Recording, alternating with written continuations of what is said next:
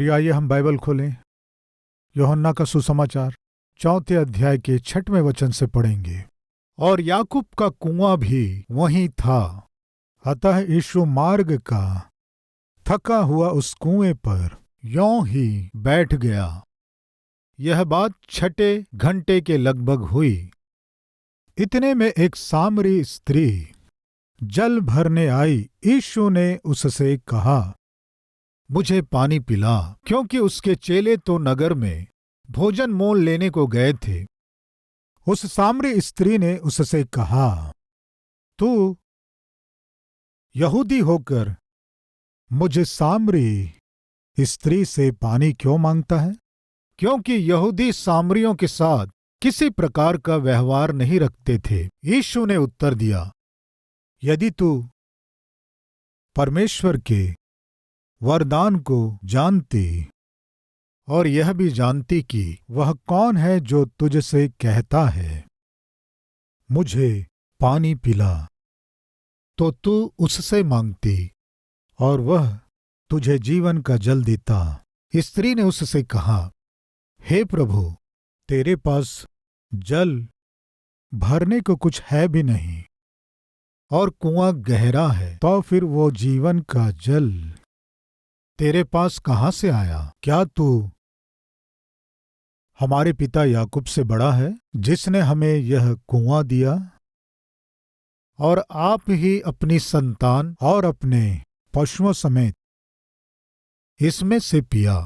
यीशु ने उसको उत्तर दिया, जो कोई यह जल पिएगा वह फिर प्यासा होगा, परंतु जो कोई उस जल में से पिएगा जो मैं उसे दूंगा, वह फिर अनंत काल तक प्यासा न होगा, वरन जो जल मैं उसे दूंगा वह उसमें एक सोता बन जाएगा, जो अनंत जीवन के लिए उमड़ता रहेगा। स्त्री ने उससे कहा, हे प्रभु, वह जल मुझे दे, ताकि मैं प्यासी ना हूं और ना जल भरने को इतनी दूर आऊं।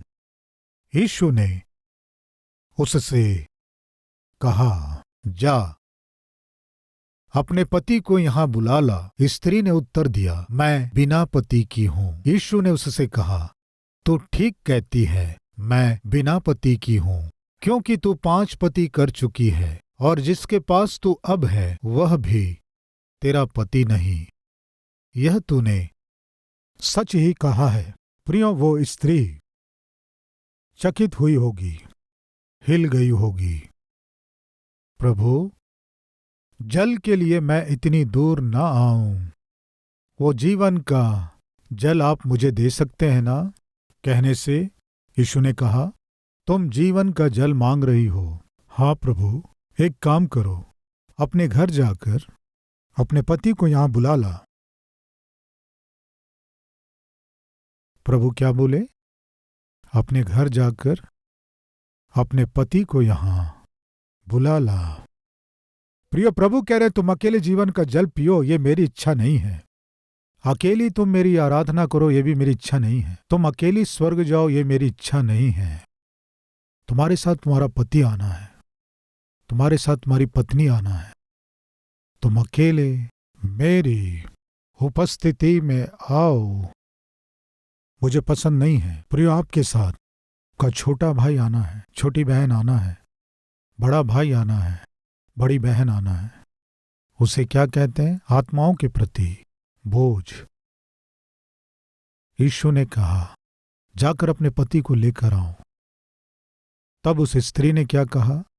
प्रभु, मेरे पति को लाओ कह रहे हो, लेकिन मेरा पति नहीं है। मेरा पति नहीं है तुम कह रही हो, लेकिन वास्तव में तुम 5 पति कर चुकी हो। प्रभु ने कहा। वो डर गई।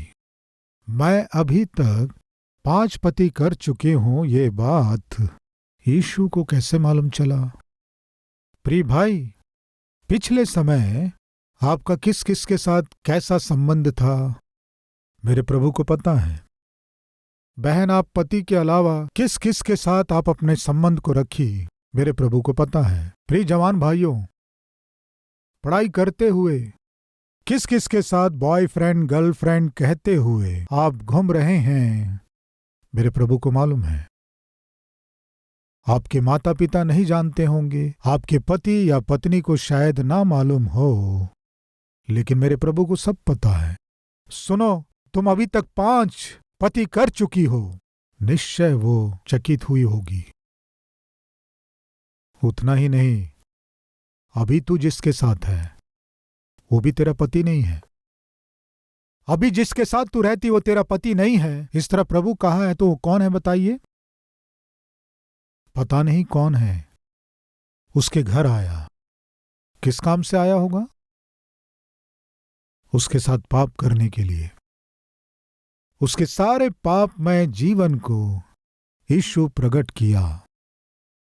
तुम अवैध संबंध के साथ जी रही हो, एक ओर तुम जीवन का जल चाह रही हो और दूसरी ओर अवैध संबंध के साथ जी रही हो। ये कैसे संभव है? कैसे? आज हमारे बीच कोई है क्या? एक और परमेश्वर से आशीषों को चाह रहे हैं, आर्थिक मजबूती को चाह रहे हैं, स्वास्थ्य को चाह रहे हैं, आत्मिकता को चाह रहे हैं, सारी आवश्यकताएं पूरी होनी है, आशा कर रहे हैं, लेकिन दूसरी ओर सारे पापमय काम कर रहे हैं। कैसे? तुम्हें या तो उसे छोड़कर इसे पकड़ना है या इसे छोड़कर उसे पकड़ना है, लेकिन तुम तो जीवन के जल को चाहती हो और दूसरी ओर एक पापी व्यक्ति को घर में रखी हो। कैसे होगा? वो स्त्री यीशु को देखकर, प्रभु प्रभु तो निश्चय एक भविष्यवक्ता है, इस तरह बोली प्रियो। तब वो स्त्री, प्रभु प्रभु तू, मुझे लगता है कि तू भविष्यद्वक्ता है। अरे, सारी व्यवस्था को पढ़कर शिक्षा देने वाले फरीसी लोग यीशु मसीह भविष्यवक्ता है नहीं जान पाए। व्यवस्था की शिक्षा देने वाले व्यवस्थापक यीशु मसीह भविष्यवक्ता है जान नहीं पाए। शास्त्री सदूकी लोग नहीं जान पाए। जब उसके पाप को प्रभु ने प्रकट किया, वो अपने जीवन में जो पापमय कामों को कर रही थी, जब बाहर प्रकट किया, वो व्यभिचारिणी स्त्री, वो सामरी स्त्री क्या बोली जानते हैं? प्रभु तू बताइए, भविष्यवक्ता है, मेरे जीवन में क्या हो रहा है, मेरे घर में क्या हो रहा है, अतीत में मैंने क्या किया, सब कुछ आप बता रहे हैं। तू परमेश्वर का भविष्यवक्ता है। इस सत्य को, इस वास्तविकता को इज़राइल देश में बहुत से लोग जान नहीं पाए, लेकिन एक वेश्या, सामरी स्त्री जान गई। बस प्रियों, वो जो पाप का घड़ा लाई थी उसे वहीं छोड़ दी। क्या की देखेंगे, आइए 28वां वचन। तब स्त्री अपना घड़ा छोड़कर नगर में चली गई और लोगों से कहने लगी, आओ एक मनुष्य को देखो जिसने सब कुछ जो मैंने किया मुझे बता दिया। कहीं यही तो मसीह नहीं है? मसीह यानी अभिषिक्त, यानी मसीहा, यानी परमेश्वर का पुत्र। आओ एक बार आकर देखो तुम। मेरे जीवन में मैंने जो कुछ किया वो सब स्पष्ट रूप से बता दिया। निश्चय ये मसीहा है, परमेश्वर का पुत्र है, मसीह है। आओ, तुम्हारे जीवन भी सही हो जाएंगे, तुम्हारी जिंदगियां सही हो जाएंगी। आओ प्रियो, ये कौन थी? पति को बदली, पति को बदली, पति को बदली, 5 पति बदल चुकी है। उन सब को छोड़ने के बाद किसी और के साथ अभी वो घर में रह रही है। इस तरह पति को, पुरुषों को बदलने वाली स्त्री का समाज में कोई इज्जत रहेगी क्या? बताइए। ऐसी स्त्री की बात कोई सुनेगा, कोई ध्यान देगा क्या? बताइए। अरे जा, तू क्या बताएगी हमें? भक्ति का समाचार लेकर आई है, कहेंगे कि नहीं? सुबह उठते ही पाप में काम करती हो, सुबह उठते ही किसी ना किसी को धोखा देती हो, अपने साथ घुमाती हो, अपने घर बुला लेती हो। पापी स्त्री, तुम क्या बताओगी परमेश्वर के विषय में, भक्ति के विषय में? जाओ यहां से। कहेंगे या नहीं? बताइए। निश्चय कहेंगे। वो स्त्री किस तरह से बताई होगी पता नहीं, लेकिन पूरा सामरी नगर निकल कर आ गया प्रियो, निकल कर आया। देखेंगे, आइए 39वां वचन। उस नगर के बहुत से सामरियों ने उस स्त्री के कहने से यीशु पर विश्वास किया, क्योंकि उसने यह गवाही दी थी, उसने सब कुछ जो मैंने किया है मुझे बता दिया। एक वेश्या, एक पापी स्त्री, जब वो मसीह से मिली, जब वह जगत के उद्धारकर्ता को देखी, जिसने उसके सारे पापों को प्रकट किया, उस मसीहा को देखी, पाप के घड़े को छोड़ दी, सीधे सामरी नगर में गई। यीशु मसीह केवल मेरा ही उद्धारकर्ता नहीं है, मेरे नगर में रहने वाले हर एक व्यक्ति का उद्धारकर्ता है, उद्धारकर्ता होना है। वो सच में मसीहा को जान गई, इसलिए प्रभु के दिए जाने वाले क्षमा को पा ली, इसलिए वो जगत का उद्धारकर्ता है, परमेश्वर का पुत्र है। उसने विश्वास किया, इसलिए उसके हृदय में आए हुए उस अद्भुत आत्मा के आनंद को, उद्धार के आनंद को अनुभव की, इसीलिए अकेली आनंद से उछलते हुए अपने घर नहीं गई प्रियो, जाकर सारे नगर के लोगों को ले आई प्रियो। उसके दिए गए गवाही के कारण वो क्या दी? मैं पूछता हूं, कितना समय हो गया आप गवाही देकर? हेलो, आपके विषय में, आपके जीवन के विषय में, आपके जीवन में परमेश्वर के किए गए अद्भुत कार्य के विषय में गवाही देकर कितना समय हो गया? मैं पूछता हूं, आपके विषय में, आपके जीवन को सुधारने वाले यीशु के विषय में आप गवाही देकर कितना समय हो गया? वो सामरी स्त्री, उसके जीवन को जो सुधारा, जो ठीक किया, यीशु के विषय में तुरंत जाकर गवाही दी। प्रियो, मैं 91 में हैदराबाद आया था। एक छोटा सा कमरा लिया, पड़ोस में रहने वाले एक लड़के से परिचय हुआ। वो मेरे बाइबल पढ़ने पर और प्रार्थना करने पर ध्यान दिया। मेरा नाम मसीही नाम नहीं है, इसलिए वो समझ गया कि ये मसीही व्यक्ति नहीं है, लेकिन ये अपने धर्म को बदल लिया है। इस तरह वो सोचने लगा। एक दिन मुझसे बात करते हुए मुझसे कहा, तुम देशद्रोही हो। क्या द्रोही? तुम देशद्रोही हो, इस तरह कहा। मैंने कहा, क्यों ऐसे कह रहे हो? नहीं तो क्या? तुम्हारा धर्म क्या है बताओ? तुम्हारा धर्म क्या है? और आज तुम किस धर्म को मान रहे हो? तुम अपने असली धर्म को छोड़कर तुम अमेरिका वालों के धर्म को, इंग्लैंड वालों के धर्म को, उन गोरों के धर्म को अपना लिए हो। तुम देशद्रोही हो। मां के दूध को पीकर उसी पर लात मारने वाले हो तुम। इस तरह उसने कहा। उसकी सोच ये थी कि मैं प्रभु पर विश्वास किया हूं, इसलिए मैं धर्म बदल लिया हूं। मां के धर्म को छोड़कर किसी और के धर्म को अपना लिया हूं, इसलिए मां के दूध को पीकर उसके बाद उसे लात मारने वाला मैं द्रोही हूं। अपने सोच को उसने प्रकट किया। तब मैं उससे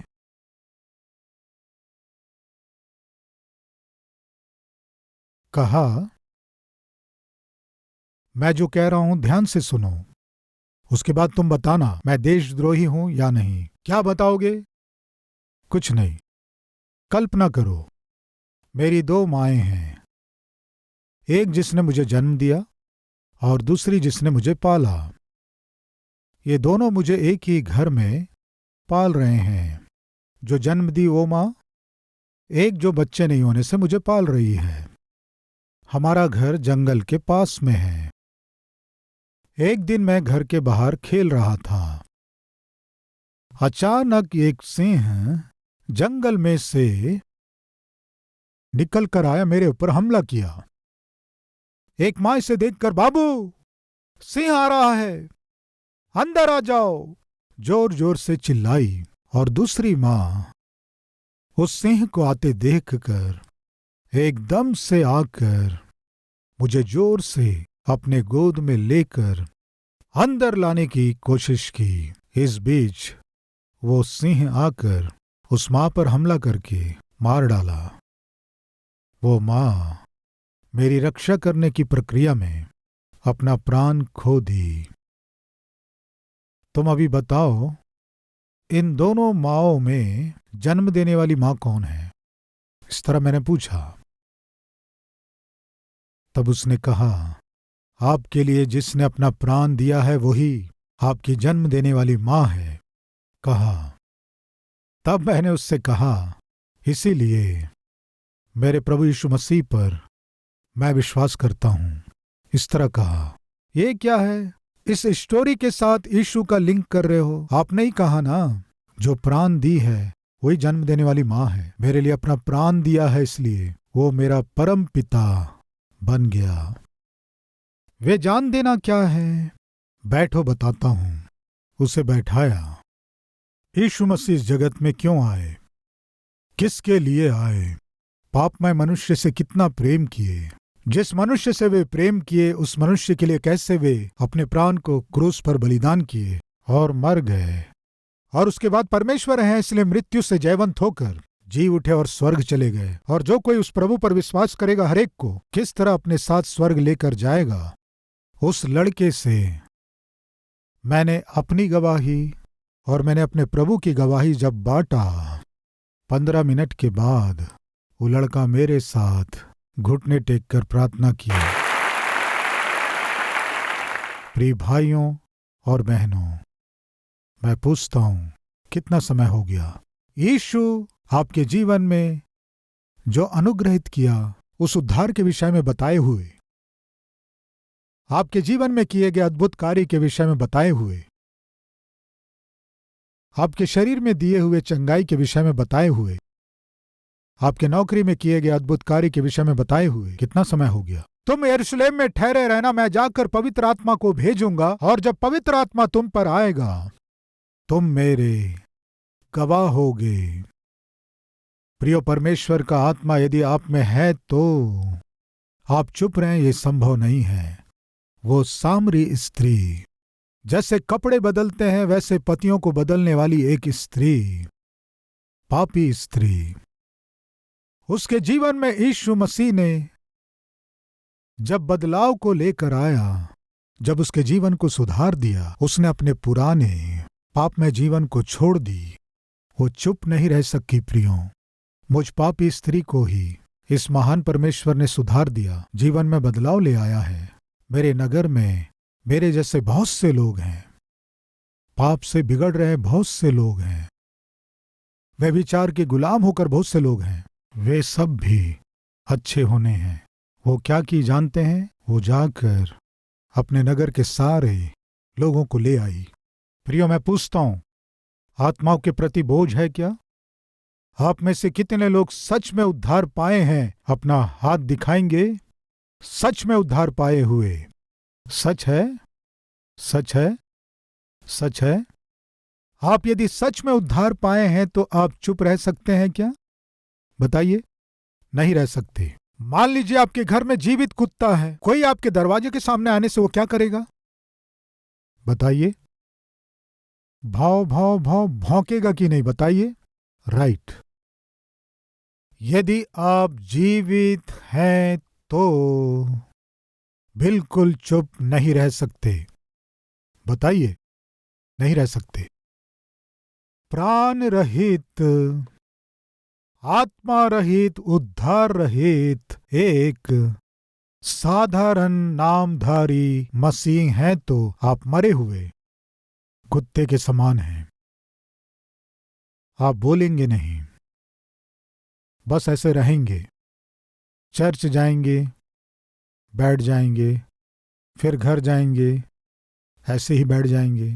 रविवार आते ही, क्यों जी, चर्च का टाइम हो गया, चलो, फिर घर जाएंगे, बस। मैं पूछता हूं, थोड़ी देर पहले आप सब ने हाथ दिखाया कि हम उद्धार पाए हैं। यदि आप उद्धार पाए हैं तो सामरी स्त्री ने क्या किया? वो चुप नहीं रह पाई प्रियो। वो अपने पूरे नगर को प्रभु की उपस्थिति में लाई। आप कितने लोगों को लाए? आपके घर में नाश हो रहे बहुत से लोग हैं। आपके रिश्तेदारों में नाश हो रहे बहुत से लोग हैं। बलपूर्वक किसी के धर्म को बदलो, प्रभु यीशु मसीह ने किसी से भी नहीं कहा। बलपूर्वक धर्मांतरण करो, ऐसे काम को और ऐसी सेवकाई को किसी को नहीं दिया। और ऊपर से बलपूर्वक धर्मांतरण को प्रभु यीशु मसीह बिल्कुल स्वीकार नहीं करते। लेकिन यीशु मसीह ने क्या कहा कि सारे संसार में जाकर सारे जगत को बताओ, मैं मनुष्य से जान से भी अधिक प्रेम किया। उस मनुष्य के किए गए पाप के बदले उसे मिलने वाले सारे दंड को मैंने अपने ऊपर ले लिया। जो कोई मुझ पर विश्वास करेगा वह नाश नहीं होगा, नरक में नहीं जाएगा, स्वर्ग में पहुंचाया जाएगा। जो मुझ पर विश्वास करेगा उनमें से हर एक को मैं स्वर्ग ले जाऊंगा। इस सत्य को, इस प्रेम संदेश को संसार में प्रचार करो कहा। वही है जो ये सतीश कुमार पिछले 30 सालों से कर रहा है। मैं पूछता हूं, कितना समय हो गया आपके घर के लोगों को चर्च ले जाके? कितना समय हो गया आपके रिश्तेदारों में किसी को भी, जो शराबी हो, व्यभिचारी हो, कोई भी हो, किसी को भी प्रभु की उपस्थिति में लाकर कितना समय हो गया है? वो पापी स्त्री जब वो अच्छी हो गई, चुप नहीं रह पाई। क्या की जानते हैं? अपने पूरे नगर को यीशु के पास लेकर आई। उसके बाद क्या हुआ देखेंगे, 40वां वचन।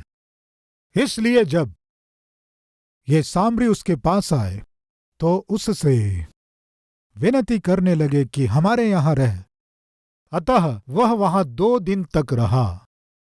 उसके वचन के कारण और भी बहुत से लोगों ने विश्वास किया और उस स्त्री से कहा, अब हम तेरे कहने ही से विश्वास नहीं करते, क्योंकि हमने आप ही सुन लिया और जानते हैं कि यही सचमुच में जगत का उद्धार करता है। प्रियो, पूरे नगर के लोगों के द्वारा यीशु ही सच्चा उद्धार करता है। वो स्त्री बुलवाई प्रियो, कितने ही अद्भुत रूप से वो आत्माओं को लेकर आई। मैं पूछता हूं, ये बोझ आप में है क्या? पहला, मेरे और आपके जीवन में जो बोझ होना है, प्रार्थना का बोझ। प्रियो, सबसे पहले आपके लिए, आपके परिवार के लिए और परमेश्वर ने जो सेवकाई दिया उस सेवकाई के लिए, रिश्तेदारों के लिए जो नाश हो रहे हैं, जो पाप के गुलामी में जी रहे हैं, जिन्हें हम जानते हैं, सबके लिए बोझ के साथ प्रार्थना करने की जिम्मेदारी आप में है। दूसरा, आप सच में उद्धार पाए हैं तो उद्धार पाए हुए आप उद्धारकर्ता के विषय में इस जगत को बिना बताए चुप रहने की अनुमति बिल्कुल नहीं है। आप चुप रहते हैं तो उद्धार रहित एक नामधारी मृतक व्यक्ति हैं। इस बात को ना भूलें, याद रखिए। प्रिय, आप सच में यीशु मसीह को उद्धारकर्ता ग्रहण किए हैं तो आपका चुप रहना संभव नहीं है। मैं पूछता हूं, हम में बोझ है या नहीं है? हमारे ऊपर जिम्मेदारी है या नहीं? जो लोग नाश हो रहे हैं उन्हें उद्धारकर्ता के पास लाने की जिम्मेदारी मेरी है, हमें है। विश्वास करने वाले हैं तो घुटने टेक कर मेरे साथ प्रार्थना करेंगे।